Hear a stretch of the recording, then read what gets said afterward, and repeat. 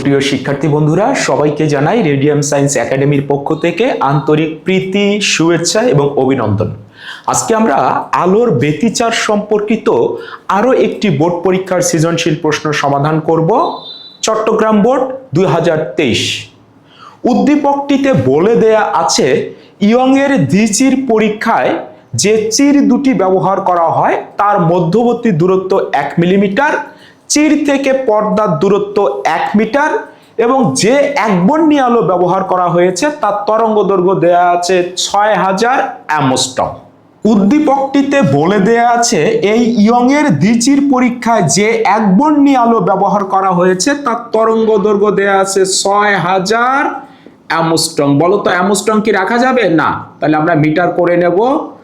6000 গুণন 10⁻10 মিটার। তারপরে বলেছে যে চির দুটো ব্যবহার করা হয়েছে তার মধ্যবর্তী দূরত্ব ছোট হাতের এর মান দেয়া আছে 1 মিলিমিটার। তাহলে এটাকে আমরা মিটার করে নেব 10⁻3 মিটার এবং এই চির হতে পর্দার দূরত্ব দেয়া আছে 1 মিটার। গ নাম্বার প্রশ্নে বলে দেয়া আছে এই উদ্দীপকের পর্দায় শ্রেষ্ঠ ডোরার প্রস্থ কত নির্ণয় করো। অর্থাৎ ডোরার প্রস্থ বের করতে বলেছে। তো আমরা তো জানি ডোরার প্রস্থ বা ডোরার বেধ, ডোরার প্রস্থ ফর্মুলা জানি x = λd ভাগ 2a। তাহলে আমরা মানগুলো বসিয়ে দেই। x = হবে ল্যামডার মান 6000 10⁻10 মিটার। বলতো ডি এর মান কত? 1, এখানে 2 থাকবে, এর মান কত? 10⁻3। তাহলে এইখান থেকে আমরা x এর মানটা পেয়ে যাব 0.3 10⁻3 মিটার। এটা আনসার।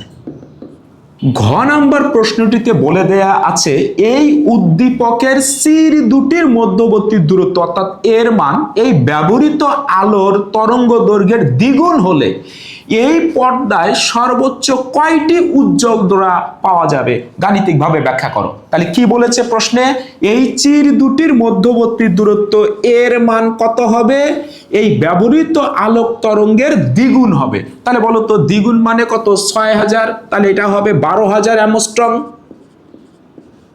ওকে, তাহলে এই পর্দার উপরে সর্বোচ্চ কয়টি উজ্জ্বল ডোরা সৃষ্টি হবে গাণিতিকভাবে আমাদেরকে বের করতে বলেছে। বলো তো 12000 অ্যামস্ট্রং মানে হচ্ছে 12000 গুণন 10⁻10 মিটার। ওকে, তাহলে এইটা আমার এখন এর মান দেয়া আছে তরঙ্গ দৈর্ঘ্যের দ্বিগুণ। তাহলে পর্দার উপরে কয়টি উজ্জ্বল ডোরা সৃষ্টি হবে? দেখো কয়টি উজ্জ্বল ডোরা সৃষ্টি হবে এটা যদি বের করতে বলে আমাদেরকে তাহলে আমরা পথ পার্থক্যের ফর্মুলা দিয়ে আমরা ম্যাথটা করব। বলো তো গঠনমূলক ব্যতিচারের শর্ত কি? পথ পার্থক্য কেমন হলে গঠনমূলক ব্যতিচার তথা উজ্জ্বল ডোরা সৃষ্টি হয়? তাহলে আমরা গঠনমূলক ব্যতিচারের শর্ত জানি যে পথ পার্থক্য a sin θn এর মান যদি n ল্যামডা হয় তাহলেই আমাদের উজ্জ্বল ডোরা সৃষ্টি হয়, গঠনমূলক ব্যতিচারের ঘটনা ঘটে। বলো তাহলে আমরা এই কেন্দ্র থেকে এই দিকে কয়টা উজ্জ্বল ডোরা বের হয়েছে সেটা আমরা যদি বের করি তাহলে নিচেও ততগুলো হবে, আর কেন্দ্রের মধ্যে আরেকটা আছে কেন্দ্রীয় উজ্জ্বল ডোরা, যোগ করে দিলে আমরা পর্দার উপরে সর্বমোট উজ্জ্বল ডোরার সংখ্যা পাবো। তাহলে আমরা এইখান থেকে আগে উপরের দিকে হিসাব করি। বলতো কতক্ষণ পর্যন্ত দেখতে হবে? 90 ডিগ্রি কোণ পর্যন্ত দেখতে হবে। এইখানে যদি আমি চোখ রাখি, রেখে যদি উপরের দিকে তাকাই 90 ডিগ্রি পর্যন্ত তাকালে কয়টা উজ্জ্বল ডোরা সেটা সৃষ্টি হবে। তাহলে আমাকে বলতো এই থিটা এন এর মান আমি কত বসাবো? 90 ডিগ্রি বসাবো। তাহলে চলো মানগুলো একবারে বসিয়ে দেই। বলতো এর মান কত? এর মান কি এখন আমি এটা বসাবো? না, এর মান বসাবো এখন এইটা। তাহলে এটা হবে 12000 10⁻10, এখানে হবে সাইন, আর থিটা এন এর মান কত বসাবো? 90 ডিগ্রি বসাবো। সাইন 90 ডিগ্রি মান 1 = হবে n ল্যামডা। ল্যামডার মান কত দেয়া আছে?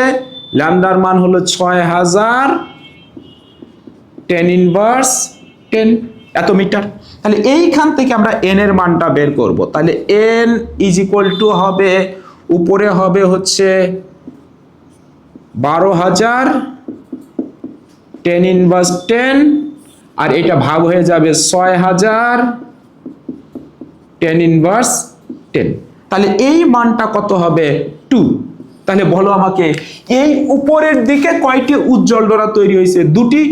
তাহলে বলো তো নিচেও কয়টা উজ্জ্বল ডোরা 2টি, আর কেন্দ্রের মধ্যে আমার একটা উজ্জ্বল ডোরা রয়েছে। তাহলে সর্বমোট কয়টি উজ্জ্বল ডোরা পাওয়া যাবে 2 2 4 এবং 1 5। তাহলে আমরা লিখতে পারি যে যদি এই চির দুটির মধ্যবর্তী দূরত্ব ব্যবহৃত আলোক তরঙ্গের দ্বিগুণ করা হয় তাহলে এই পর্দার উপরে সর্বমোট 5টি উজ্জ্বল ডোরার সৃষ্টি হবে।